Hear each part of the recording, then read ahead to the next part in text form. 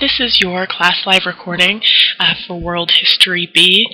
This essay does have two topics, so you get to pick your topic. Either you'll be writing about the Renaissance or the Age of Exploration. Now, for these essays, the first thing I always like to advise is to come up with a thesis. When deciding on what your thesis is going to be, I always recommend going back to the prompt, which I have pasted here for you.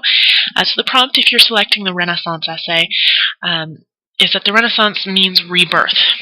So, writing your essay, you should be explaining how European society and culture were transformed during the Renaissance. This may not end up being a 5-paragraph essay. Since you're discussing society and culture, you can spend 1 paragraph on each for the body paragraph, so you'll have a 4-paragraph essay. So I'm not necessarily looking for 5 paragraphs on that essay, but if you can find a way to do it, it doesn't matter to me. But that's what you'll be focusing on, is society and culture. So your thesis should include some part of this prompt in here about the Renaissance transforming European society and culture. If you elect to write about the Age of Discovery and Exploration, you'll be discussing how this exchange of people and goods and ideas really transformed the world. And again, this may not end up being a 5-paragraph essay, but you could if you chose people, goods, and ideas as your 3 body paragraphs. So make sure that the Age of Discovery and this bit of the prompt is included somewhere in your thesis. It'll definitely help you write your thesis. If you have more questions about thesis writing, let me know. We can discuss it further in detail. This is the basic format of what your essay is going to look like. Again, this is for a basic 5-paragraph essay format. You don't have to stick to this entirely, but you definitely should have clear paragraph formatting. To start with your introduction, especially when writing historical essays, as a personal preference, I always start with background information. If we're talking about the Renaissance, we're talking about how the medieval era is gone. We're moving into this new explosion of science and learning and art and music. If you're talking about the Age of Discovery, you might give some background information about how before this, Europe was kind of isolated, but with this explosion of exploration, they were able to not only import all sorts of interesting goods and spices, but really the exchange of ideas was huge. Many of the great scholarly works of Greece had been really well maintained by the Middle East and the Arab world, and so Europe really regained access to a lot of those ideas. So there's a lot of great background information you can use for both of these prompts. You'll give your main points and your thesis statement, and it'll transition really easily into your body paragraphs. Now, for your body paragraphs, your first sentence should always be your topic sentence, or the main point you'll be writing about. If you're writing about the Renaissance, this will either be the social changes or the cultural changes. And if you're writing about the Age of Exploration, this might be people, ideas, etc.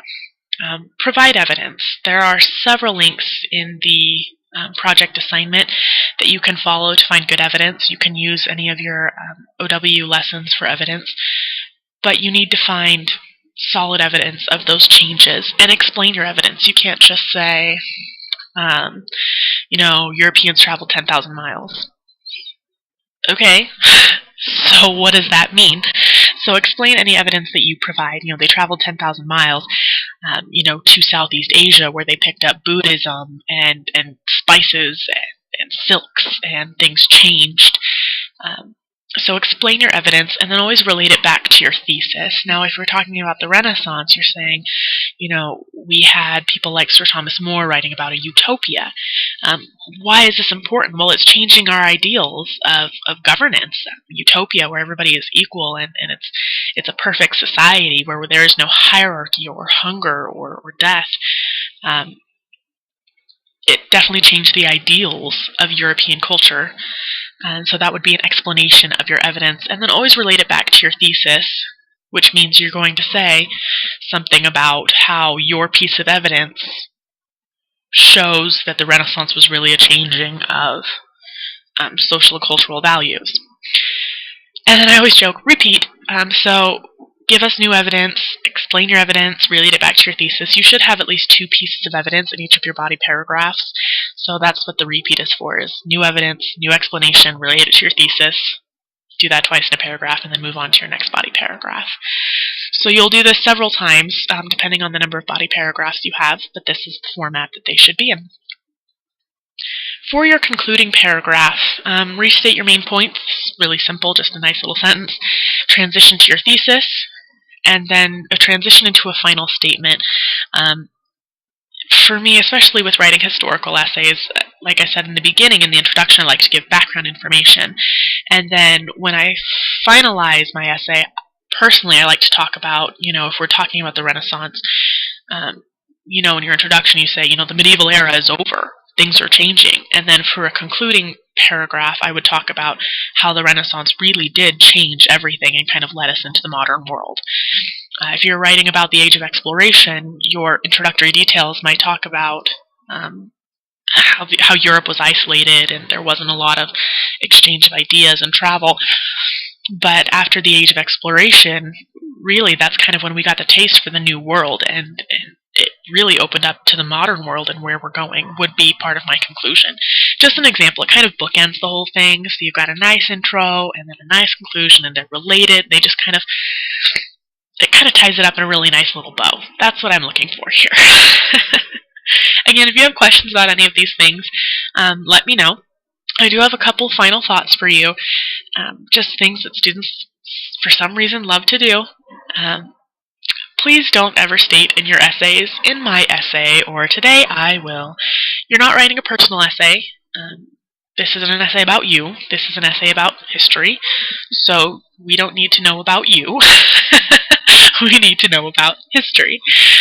Always cite your sources. I will look for a list of sources at the end of your essay, so make sure you give me some. I highly recommend you reread your essay when it's finished, something I still do today and even throughout my university career.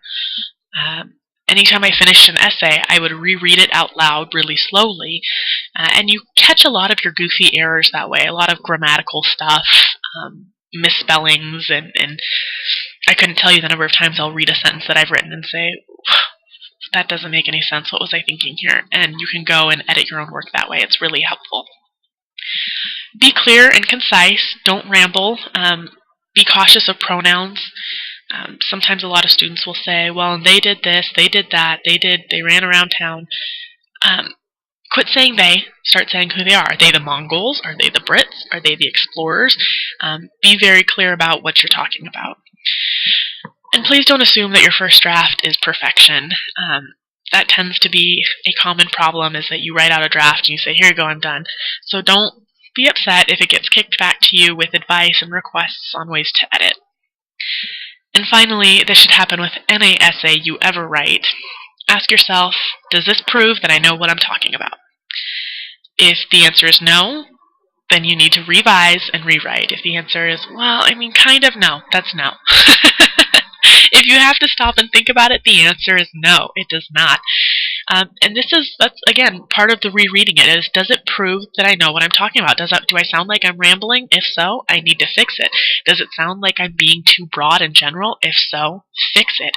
It's okay to be detailed and specific. In fact, I encourage it. So if you have any questions, let me know.